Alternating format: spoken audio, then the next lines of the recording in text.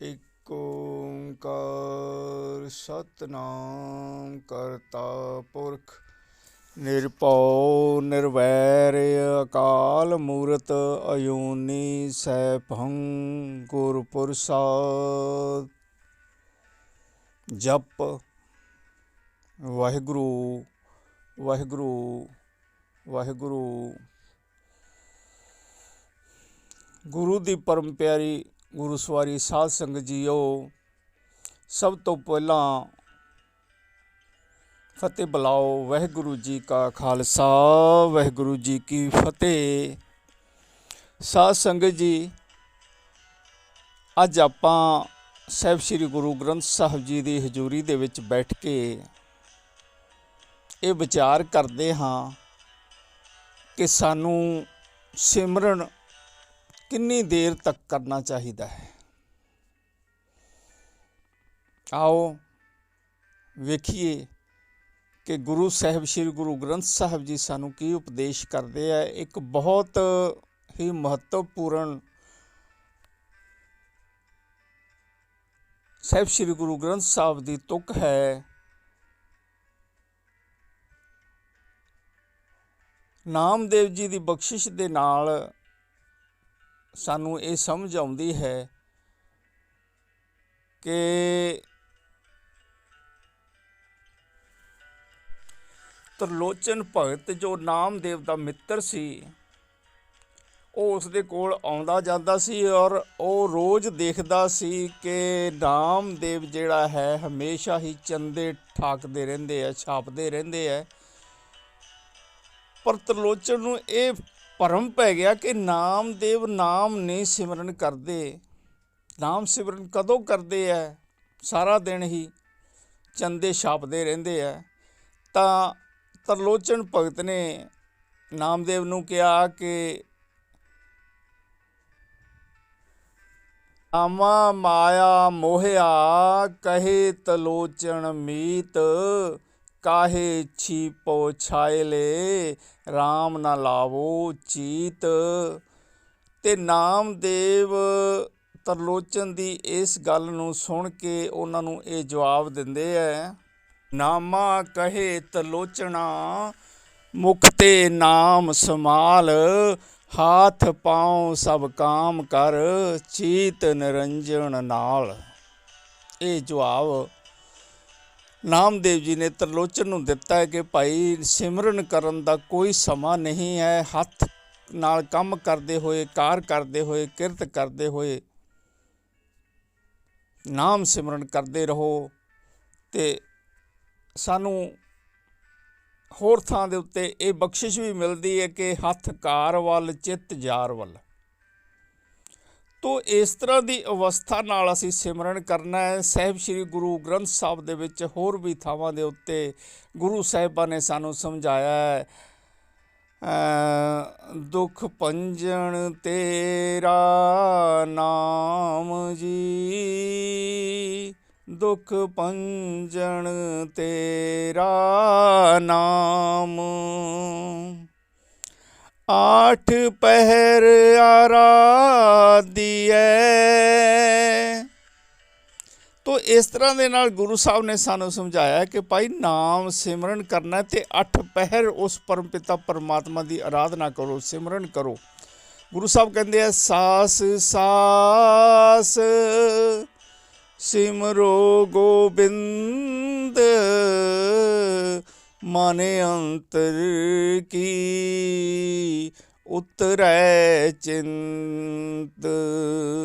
गुरु साहब कहते हैं भाई हर साह दे नाल परमात्मा का नाम सिमरन करो। ये भी एक अवस्था है, गुरु साहब सानू समझाउंदे। गुरु साहब कहते हैं सास गिरास, साह दे नाल गिरास दे नाल जिहड़ा है तुसी सिमरन करो। भाई गुरु साहब कहते हैं अणदिन सिमरन करो, निस दिन सिमरन करो, हर रोज़ दिन रात गुरु साहब कहते हैं सिमरन करो। तो ये सिमरन करना जिहड़ा है सफला हो जाता है, परम पिता परमात्मा के दर्शदारे होंदे। पर एक भरम साडे समाज दे विच फैलिया होया है। कई लोग, कई विचारक जिहड़े है, कई कथावाचक जिहड़े है, ਉਹ ਸੰਗਤਾਂ ਨੂੰ ਇਹ ਕਹਿੰਦੇ ਹੈ ਕਿ ਭਾਈ 5 ਮਿੰਟ ਸਿਮਰਨ ਕਰੋ, ਜ਼ਰੂਰ ਕਰੋ, 5 ਮਿੰਟ ਸਿਮਰਨ ਕਰੋ। ਠੀਕ ਹੈ, ਕੋਈ ਜਗਿਆਸੂ ਬਣਦਾ ਹੈ ਉਹ ਇੱਕਦਮ ਜ਼ਿਆਦਾ ਸਿਮਰਨ ਨਹੀਂ ਕਰ ਸਕਦਾ, ਔਰ ਉਹ 5 ਮਿੰਟ ਤੋਂ ਸ਼ੁਰੂ ਕਰੇ ਔਰ ਹੌਲੀ ਹੌਲੀ ਵੱਧਦਾ ਰਹੇ, ਅੱਧਾ ਘੰਟਾ 2 ਘੰਟੇ। ਪਰ ਅਮੂਮਨ ਬਹੁਤ ਵਿਚਾਰਕ ਕਈ ਇਹ ਗੱਲ ਕਰਦੇ ਆ ਜੀ ਹਰ ਰੋਜ਼ ਤੁਸੀਂ ਅੱਧਾ ਘੰਟਾ ਸਿਮਰਨ ਕਰ ਲਿਆ ਕਰੋ, ਤੁਹਾਨੂੰ ਪਰਮਾਤਮਾ ਦੀ ਪ੍ਰਾਪਤੀ ਹੋ ਜਾਏਗੀ। ਹਰ ਰੋਜ਼ 2.5 ਘੰਟੇ ਦਾ ਦਸਵੰਧ ਕੱਢੋ ਜੀ, ਤੁਹਾਨੂੰ ਪਰਮਪਿਤਾ ਪਰਮਾਤਮਾ ਦੀ ਪ੍ਰਾਪਤੀ ਹੋ ਜਾਏਗੀ। ਇਹ ਅਵਸਥਾਵਾਂ ਜਿਹੜੀਆਂ ਹੈ ਭਾਈ ਗੁਰੂ ਸਾਹਿਬ ਕਿਤੇ ਨਹੀਂ ਬਖਸ਼ਦੇ। ਗੁਰੂ ਸਾਹਿਬ ਬਖਸ਼ਦੇ ਹੈ ਕਿ ਹਰ ਰੋਜ਼ ਨਿਸ ਦਿਨ, ਦਿਨ ਰਾਤ, ਸਾਸ ਸਾਸ ਗੁਰੂ ਦਾ ਸਿਮਰਨ, ਪਰਮਾਤਮਾ ਦਾ ਨਾਮ ਸਿਮਰਨ ਕਰੋ। ਗੁਰੂ ਸਾਹਿਬ ਕਹਿੰਦੇ ਆ 8 ਪਹਿਰ ਹੀ ਪਰਮਾਤਮਾ, ਦਿਨ ਰਾਤ ਸੌਂਦੇ ਹੋਏ ਵੀ ਸੁੱਤੇ ਹੋਏ ਵੀ ਪਰਮਾਤਮਾ ਦਾ ਨਾਮ ਸਿਮਰਨ ਕਰੋ। ਤੋ ਇਹ ਅਵਸਥਾਵਾਂ ਗੁਰਬਾਣੀ ਸਾਨੂੰ ਬਖਸ਼ਿਸ਼ ਕਰਦੀ ਹੈ। ਪਰ ਕਈ ਵਾਰੀ ਅਸੀਂ ਭੁਲੇਖੇ 'ਚ ਲੋਕਾਂ ਦੇ ਕਹੇ ਮੁਤਾਬਕ, ਵਿਚਾਰਕਾਂ ਦੇ ਕਹੇ ਮੁਤਾਬਕ ਅਸੀਂ ਇਹ ਸਮਝ ਲੈਂਦੇ ਹਾਂ ਕਿ ਸਾਨੂੰ ਅੱਧਾ ਘੰਟਾ ਸਿਮਰਨ ਕਰਨ ਨਾਲ ਹੀ ਪਰਮਾਤਮਾ ਦੀ ਪ੍ਰਾਪਤੀ ਹੋ ਜਾਏਗੀ। ਨਹੀਂ, ਗੁਰੂ ਸਾਹਿਬ ਕਹਿੰਦੇ ਆ ਭਾਈ ਸਾਸ ਗਿਰਾਸ ਜਿਹੜਾ ਸਿਮਰਨ ਕਰਨਾ, ਤੁਸੀਂ ਸਾਸ ਸਾਸ ਸਿਮਰਨ ਕਰਨਾ। ਤੇ ਸਾਸ ਸਾਸ ਸਿਮਰਨ ਦਾ ਗੁਰੂ ਸਾਹਿਬ ਬਖਸ਼ਿਸ਼ ਕਰਦੇ ਆ ਕਿ ਖਾਂਦੇ ਪੀਂਦੇ, ਉੱਠਦੇ ਬੈਠਦੇ, ਸੌਂਦੇ ਜਾਗਦੇ, ਹੱਸਦੇ ਖੇਲਦੇ, ਗੁਰੂ ਸਾਹਿਬ ਕਹਿੰਦੇ ਆ ਪਹਿਨੰਦਿਆਂ ਖਵੰਦਿਆਂ, ਹਸੰਦਿਆਂ ਖਿਲੰਦਿਆਂ, ਖਵੰਦਿਆਂ ਪਹਿਨੰਦਿਆਂ, ਮਤਲਬ ਸਦਾ ਹੀ ਸਿਮਰਨ ਤੁਸੀਂ ਕਰਦੇ ਰਹਿਣਾ ਹੈ।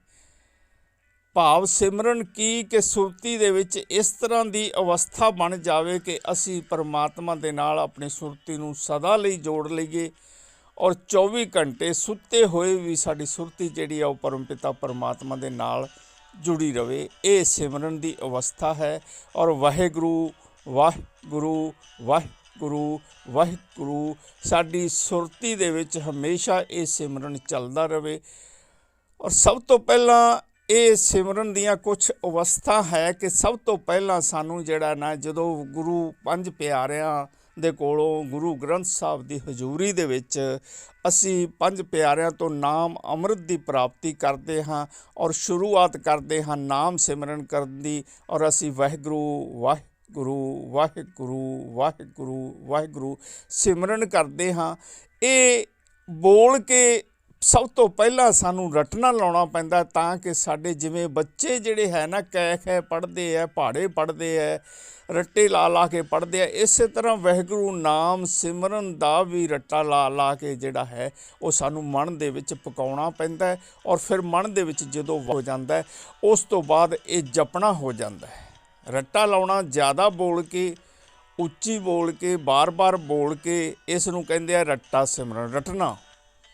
ਉਸ ਤੋਂ ਬਾਅਦ ਹੈ ਜਪਣਾ, ਭਾਵ ਜਦੋਂ ਸਾਡੇ ਮਨ ਦੇ ਅੰਦਰ ਪਰਮਾਤਮਾ ਦਾ ਨਾਮ ਵਾਹਿਗੁਰੂ ਵਾਹਿਗੁਰੂ ਸਿਮਰਨ ਜਪਣਾ ਸ਼ੁਰੂ ਹੋ ਗਿਆ, ਉਦੋਂ ਉਸ ਨੂੰ ਕਹਿੰਦੇ ਆ ਜਪ। ਉਸ ਦੇ ਸਧਾਰਨ ਆਵਾਜ਼ ਦੇ ਵਿੱਚ ਅਸੀਂ ਜਪਣਾ ਕਰਦੇ ਰਹਿੰਦੇ ਹਾਂ, ਵਾਹਿਗੁਰੂ ਵਾਹਿਗੁਰੂ ਬੋਲਦੇ ਹਾਂ। ਉਸ ਤੋਂ ਬਾਅਦ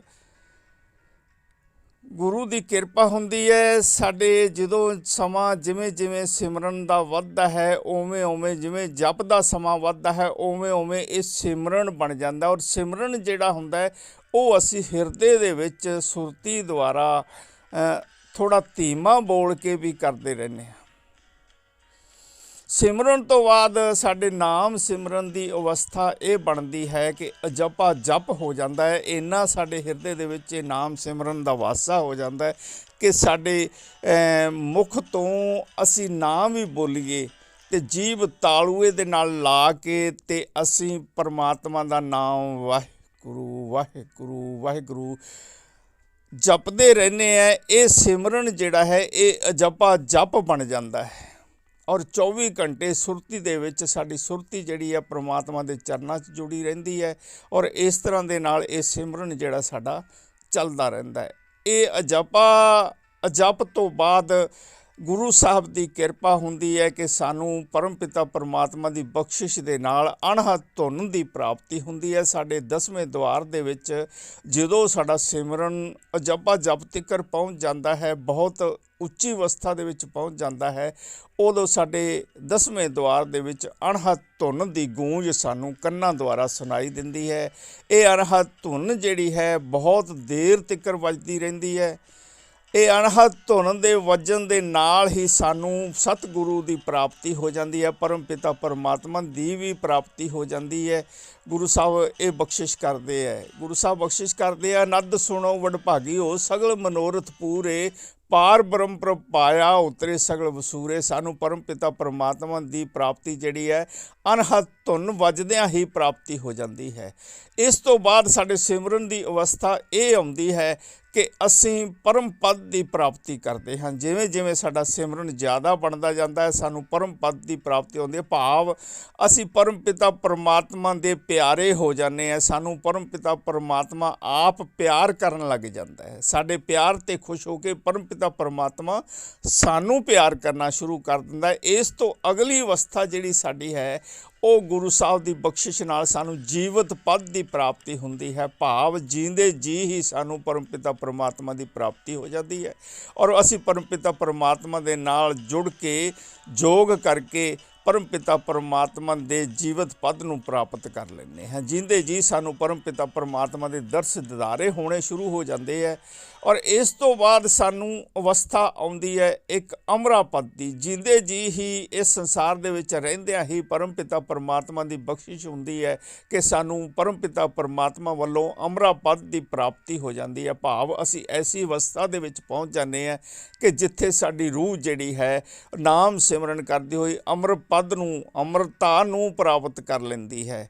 ਇਸ ਤੋਂ ਬਾਅਦ ਫਿਰ ਸਿਮਰਨ ਕਰਦੇ ਕਰਦੇ ਅਸੀਂ ਜਿਹੜਾ ਹੈ ਸਾਡੀ ਰੂਹ ਜਿਹੜੀ ਹੈ ਇੱਕ ਵੱਲਿਆ ਮੋਕਸ਼ ਨੂੰ ਪ੍ਰਾਪਤ ਕਰਦੀ ਹੈ, ਭਾਵ ਮੋਕਸ਼ ਪਦ, ਮੁਕਤੀ ਪਦ। ਇਹ ਅਵਸਥਾ ਹੈ ਕਵਲਿਆ ਮੋਕਸ਼ ਦੀ। ਸਾਨੂੰ ਪਰਮ ਪਿਤਾ ਪਰਮਾਤਮਾ ਦੇ ਦੁਆਰੇ ਦੇ ਉੱਤੇ, ਸੱਚਖੰਡ ਦੇ ਉੱਤੇ ਜਾ ਕੇ ਸਾਡੀ ਰੂਹ ਨੂੰ ਪ੍ਰਾਪਤ ਹੁੰਦੀ ਹੈ ਔਰ ਇਸ ਦੇ ਨਾਲ ਹੀ ਸਾਡਾ ਜਿਹੜਾ ਪਰਮਾਤਮਾ ਦੀ ਕਿਰਪਾ ਨਾਲ ਸਾਡਾ ਜੂਨੀਆਂ ਦਾ ਜਿਹੜਾ ਆਵਾਗਮਨ ਚੱਕਰ ਹੁੰਦਾ ਹੈ, ਬਾਰ-ਬਾਰ ਜੰਮਣ ਮਰਨ ਦਾ ਚੱਕਰ ਜਿਹੜਾ ਹੁੰਦਾ ਹੈ, ਆਵਾਗਮਨ ਜਿਹੜਾ ਹੈ ਸਾਡਾ ਉਹ ਖਤਮ ਹੋ ਜਾਂਦਾ ਔਰ ਸਾਡੀ ਰੂਹ ਪਰਮਾਤਮਾ ਦੇ ਚਰਨਾਂ ਦੇ ਵਿੱਚ ਬਿਰਾਜਮਾਨ ਹੋ ਕੇ ਪਰਮਾਤਮਾ ਦੇ ਦਰਸ ਦਿਦਾਰੇ ਕਰਦੀ ਰਹਿੰਦੀ ਹੈ ਜਾਂ ਪਰਮਾਤਮਾ ਦੇ ਵਿੱਚ ਅਭੇਦ ਹੋ ਜਾਂਦੀ ਹੈ, ਜੋਤ ਦੇ ਵਿੱਚ ਜੋਤ ਅਭੇਦ ਹੋ ਜਾਂਦੀ ਹੈ ਸਾਡੀ। ਜਿਉਂ ਜਲ ਮੈਂ ਜਲ ਆਏ ਖਟਾਨਾ, ਤਿਉਂ ਜੋਤੀ ਸੰਗ ਜੋਤ ਸਮਾਨਾ। ਇਸ ਤਰ੍ਹਾਂ ਦੇ ਨਾਲ ਸਾਡੀ ਜੋਤ ਜਿਹੜੀ ਹੈ ਪਰਮਾਤਮਾ ਦੀ ਜੋਤ ਦੇ ਵਿੱਚ ਮਿਲ ਜਾਂਦੀ ਹੈ। ਤੋ ਸਾਧ ਸੰਗਤ ਜੀ, ਹੁਣ ਗੁਰੂ ਸਾਹਿਬ ਨੇ ਸਾਨੂੰ ਇਹ ਬਖਸ਼ਿਸ਼ ਕੀਤੀ ਹੈ ਭਾਈ ਕਿ ਅਸੀਂ ਕਿੰਨਾ ਸਿਮਰਨ ਕਰੀਏ ਕਿ ਸਾਨੂੰ ਇਹ ਪਰਮ ਪਿਤਾ ਪਰਮਾਤਮਾ ਦੀ ਪ੍ਰਾਪਤੀ ਹੋ ਜਾਵੇ। ਅਤੇ ਗੁਰੂ ਸਾਹਿਬ ਦੀ ਕਿਰਪਾ ਨਾਲ, ਸਾਹਿਬ ਸ੍ਰੀ ਗੁਰੂ ਗ੍ਰੰਥ ਸਾਹਿਬ ਦੀ ਕਿਰਪਾ ਨਾਲ ਸਾਨੂੰ ਨਾਮਦੇਵ ਜੀ ਨੇ ਇਹ ਬਖਸ਼ਿਸ਼ ਕੀਤੀ ਹੈ ਭਾਈ। ਨਾਮਾ ਕਹੇ ਤਲੋਚਣਾ, ਮੁਖ ਤੇ ਨਾਮ ਸਮਾਲ, ਹਾਥ ਪਾਉ ਸਭ ਕਾਮ ਕਰ, ਚੀਤ ਨਿਰੰਜਨ ਨਾਲ। ਇਹ ਨਾਮ ਸਿਮਰਨ ਜਿਹੜਾ ਹੈ ਨਾ, ਅਸੀਂ ਕੋਈ ਵੀ ਕੰਮ ਕਰਦੇ ਰਹੀਏ, ਕੋਈ ਘੰਟਾ 2 ਘੰਟੇ 2.5 ਘੰਟੇ 3 ਘੰਟੇ ਜਾਂ 4 ਘੰਟੇ ਸਿਮਰਨ ਕਰਕੇ ਅਸੀਂ ਪਰਮ ਪਿਤਾ ਪਰਮਾਤਮਾ ਦੀ ਪ੍ਰਾਪਤੀ ਨਹੀਂ ਕਰ ਸਕਦੇ। 8 ਪਹਿਰ ਅਣਦਿਨ ਸਾਸ ਜਿਹੜਾ ਹੈ ਪਰਮਾਤਮਾ ਦਾ ਨਾਮ ਸਿਮਰਨ ਕਰਨਾ ਹੈ ਅਤੇ ਫਿਰ ਪਰਮ ਪਿਤਾ ਪਰਮਾਤਮਾ ਦੀ ਪ੍ਰਾਪਤੀ ਜਿਹੜੀ ਹੈ ਉਹ ਸਾਨੂੰ ਹੋ ਜਾਂਦੀ ਹੈ। ਤੋ ਸਾਧ ਸੰਗਤ ਜੀ, ਇਸ ਤਰ੍ਹਾਂ ਦੇ ਨਾਲ ਅਸੀਂ ਭੁਲੇਖੇ ਵਿੱਚ ਨਹੀਂ ਰਹਿਣਾ ਕਿ 5 ਮਿੰਟ ਸਿਮਰਨ ਕਰਿਆ ਸਾਨੂੰ ਪਰਮਾਤਮਾ ਦੀ ਅਣਹੱਦ ਧੁਨ ਵੱਜਣ ਲੱਗ ਜਾਏਗੀ। ਇਹ ਸਿਰਫ ਫੋਕੀਆਂ ਗੱਲਾਂ ਹੈ। ਜਾਂ ਅੱਧਾ ਘੰਟਾ ਸਿਮਰਨ ਕਰਿਆ ਸਾਨੂੰ ਅਣਹੱਦ ਧੁਨ ਵੱਜਣ ਲੱਗ ਜਾਏਗੀ, ਜਾਂ 2.5 ਘੰਟੇ ਸਿਮਰਨ ਕਰਿਆ ਵੀ ਸਾਨੂੰ ਪਰਮਾਤਮਾ ਦੇ ਦਰਸ ਦਿਦਾਰੇ ਹੋ ਜਾਣਗੇ। ਐਸੀ ਗੱਲ ਨਹੀਂ ਹੈ ਭਾਈ। ਗੁਰਬਾਣੀ ਸਾਨੂੰ ਇਹ ਕਹਿੰਦੀ ਹੈ ਕਿ ਲਗਾਤਾਰ 24 ਘੰਟੇ ਅਣਦਿਨ ਨਿਸ ਦਿਨ 8 ਪਹਿਰ ਸਾਸ ਔਰ ਗੁਰੂ ਸਾਹਿਬ ਕਹਿੰਦੇ ਆ ਕਿ ਕੰਮ ਕਰਦੇ ਹੋਏ ਵੀ ਸਾਹਿਬ ਸ੍ਰੀ ਗੁਰੂ ਗ੍ਰੰਥ ਸਾਹਿਬ ਦੀ ਕਿਰਪਾ ਨਾਲ ਸਾਨੂੰ ਨਾਮਦੇਵ ਜੀ ਨੇ ਸਮਝਾਇਆ ਹੈ ਕਿ ਕੰਮ ਕਰਦੇ ਹੋਏ ਵੀ ਅਸੀਂ ਸੁਰਤੀ ਜਿਹੜੀ ਹੈ ਪਰਮਾਤਮਾ ਨਾਲ ਜੋੜ ਕੇ ਅਜੱਪਾ ਜਪ ਨਾਮ ਦੀ ਸਥਿਤੀ ਦੇ ਵਿੱਚ ਪਰਮਾਤਮਾ ਨਾਲ ਜੁੜੇ ਰਹਿਣਾ ਔਰ ਸਿਮਰਨ ਕਰਦੇ ਰਹਿਣਾ। ਇਹ ਅਵਸਥਾ ਐਸੀ ਹੈ ਕਿ ਮਹਾਂਪੁਰਸ਼ ਜਦੋਂ ਇਸ ਅਵਸਥਾ ਦੇ ਵਿੱਚ ਆਉਂਦੇ ਆ ਅਤੇ ਤਾਲੂਏ ਦੇ ਨਾਲ ਜੀਭ ਲਾ ਕੇ ਆਪਣਾ ਕੰਮ ਕਰਦੇ ਰਹਿੰਦੇ ਆ। ਸੁਰਤੀ ਪਰਮਪਿਤਾ ਪਰਮਾਤਮਾ ਨਾਲ ਜੁੜੀ ਰਹਿੰਦੀ ਆ ਔਰ ਕਿਰਤ ਵੀ ਹੋ ਜਾਂਦੀ ਹੈ ਔਰ ਨਾਮ ਵੀ ਜਪਿਆ ਜਾਂਦਾ ਹੈ। ਇਹ ਵਾਹਿਗੁਰੂ ਦੀ ਕਿਰਪਾ ਹੈ। ਇਸ ਤਰ੍ਹਾਂ ਦੇ ਨਾਲ ਸਾਨੂੰ ਪਰਮਪਿਤਾ ਪਰਮਾਤਮਾ ਦੇ ਦਰਸ਼ਦਾਰੇ ਹੋ ਜਾਂਦੇ ਆ ਭਾਈ।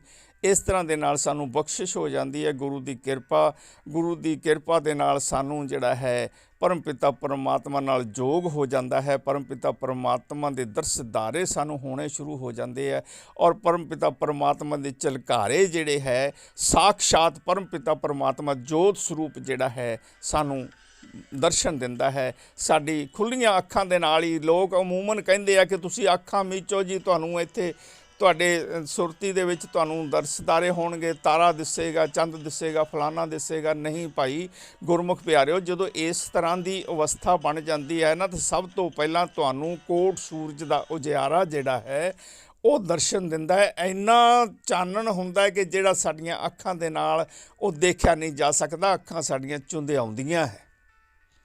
ਇੰਨਾ ਪ੍ਰਕਾਸ਼ ਹੁੰਦਾ ਹੈ ਕਿ ਕੋਟ ਸੂਰਜ ਦੇ ਚਾਨਣ ਜਿੰਨਾ ਪ੍ਰਕਾਸ਼ ਸਾਨੂੰ ਸਾਡੀ ਸੁਰਤੀ ਦੇ ਵਿੱਚ ਨਜ਼ਰ ਆਉਂਦਾ ਹੈ।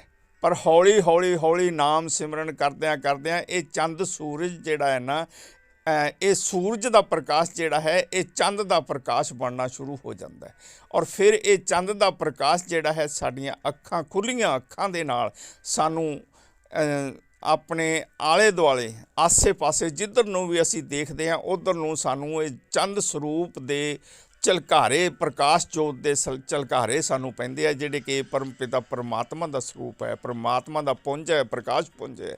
ਉਸ ਦੇ ਝਲਕਾਰੇ ਸਾਨੂੰ ਕਦੇ ਖੱਬੇ, ਕਦੇ ਸੱਜੇ, ਕਦੇ ਉੱਪਰ, ਕਦੇ ਥੱਲੇ, ਕਦੇ ਸਾਹਮਣੇ, ਕਦੇ ਖੱਬੇ, ਕਦੇ ਮਤਲਬ ਆਸੇ ਪਾਸੇ ਸਾਡੇ ਪਰਮਪਿਤਾ ਪਰਮਾਤਮਾ ਦੇ ਝਲਕਾਰੇ ਜਿਹੜੇ ਸਾਨੂੰ ਦਿਸਣੇ ਸ਼ੁਰੂ ਹੋ ਜਾਂਦੇ ਆ ਔਰ ਇਹੀ ਪਰਮਪਿਤਾ ਪਰਮਾਤਮਾ ਦਾ ਦਰਸ ਦਿਦਾਰਾ ਹੈ ਭਾਈ। ਜੋਤ ਰੂਪ ਪਰਮਪਿਤਾ ਪਰਮਾਤਮਾ ਸਾਨੂੰ ਦਰਸ਼ਨ ਦਿੰਦਾ ਹੈ।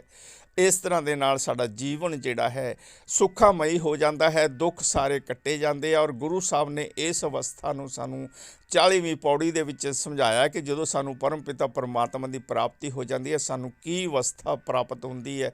ਤੇ ਗੁਰੂ ਸਾਹਿਬ ਕਹਿੰਦੇ ਆ, ਅਨੰਦ ਸੁਣੋ ਵਡਭਾਗੀ ਹੋ, ਸਗਲ ਮਨੋਰਥ ਪੂਰੇ, ਪਾਰ ਬ੍ਰਹਮ ਪਾਇਆ ਉਤਰੇ ਸਗਲ ਬਸੂਰੇ, ਦੁਖ ਰੋਗ ਸੰਤਾਪ ਉਤਰੇ, ਸੁਣੀ ਸੱਚੀ ਬਾਣੀ, ਸੰਤ ਸਾਜਨ ਭਏ ਰਸੇ ਪੂਰੇ ਗੁਰ ਤੇ ਜਾਣੀ, ਸੁਣਤੇ ਪੁਨੀਤ ਕਹਿਤੇ ਪਵਿੱਤ, ਸਤਿਗੁਰ ਰਿਹਾ ਭਰਪੂਰੇ, ਬਿਨਵੰਤ ਨਾਨਕ ਗੁਰ ਚਰਨ ਲਾਗੇ, ਵਾਜੇ ਅਣਹਦ ਧੂਰੇ। ਇਸ ਪਦ ਦੇ ਵਿੱਚ, ਇਸ ਪੌੜੀ ਦੇ ਵਿੱਚ ਗੁਰੂ ਸਾਹਿਬ ਨੇ ਸਾਨੂੰ ਇਹ ਸਮਝਾਇਆ ਹੋਇਆ ਕਿ ਭਾਈ ਤੁਹਾਨੂੰ ਪਰਮਪਿਤਾ ਪਰਮਾਤਮਾ ਦੀ ਪ੍ਰਾਪਤੀ ਹੁੰਦੀ ਹੈ, ਤੁਹਾਡੇ ਦੁੱਖ ਕਲੇਸ਼ ਸਾਰੇ ਕੱਟੇ ਜਾਂਦੇ ਆ, ਸਾਡਾ ਜੀਵਨ ਜਿਹੜਾ ਸੁੱਖਾਂ ਵਾਲਾ ਹੋ ਜਾਂਦਾ ਹੈ ਤੇ ਇਹ ਜਿਹੜੇ ਆ ਸੰਤ ਔਰ ਸਾਜਣ ਜਿਹੜੇ ਆ ਇੱਕ ਮਿੱਕ ਹੋ ਜਾਂਦੇ ਆ, ਅਭੇਦ ਹੋ ਜਾਂਦੇ ਆ, ਜੋਤ ਨਾਲ ਜੋਤ ਮਿਲ ਜਾਂਦੀ ਆ ਔਰ ਇਸ ਤਰ੍ਹਾਂ ਨਾਲ ਪਰਮਪਿਤਾ ਪਰਮਾਤਮਾ ਦਾ ਸਾਨੂੰ ਪ੍ਰਾਪਤੀ ਦਾ ਰਸਤਾ ਜਿਹੜਾ ਹੈ ਉਹ ਪ੍ਰਾਪਤ ਹੋ ਜਾਂਦਾ ਹੈ। ਤੋ ਇੰਨੀਆਂ ਵਿਚਾਰਾਂ ਕਰਦੇ ਹੋਏ ਦਾਸ क्षमा ਦਾ ਜਾਚਕ ਹੈ।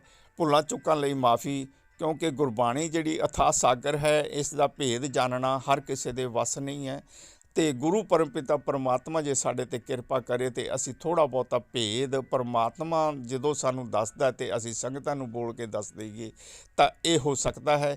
ਇਸ ਦੇ ਨਾਲ ਹੀ ਪਰਮਪਿਤਾ ਪਰਮਾਤਮਾ ਆਪਣੇ ਸੇਵਕਾਂ ਦੇ ਉੱਤੇ ਕਿਰਪਾ ਕਰਦਾ ਔਰ ਕਿਰਪਾ ਕਰਕੇ ਉਹਨਾਂ ਦੇ ਮੁਖ ਤੋਂ ਇਹ ਬਚਨ ਜਿਹੜੇ ਹੈ, ਸੱਤ ਬਚਨ ਜਿਹੜੇ ਹੈ ਉਹ ਬੁਲਾ ਦਿੰਦਾ ਹੈ। ਇੰਨੀਆਂ ਵਿਚਾਰਾਂ ਕਰਦੇ ਹੋਏ ਦਾਸ क्षमा ਦਾ ਜਾਚਕ ਹੈ। ਵਾਹਿਗੁਰੂ ਜੀ ਕਾ ਖਾਲਸਾ, ਵਾਹਿਗੁਰੂ ਜੀ ਕੀ ਫਤਿਹ।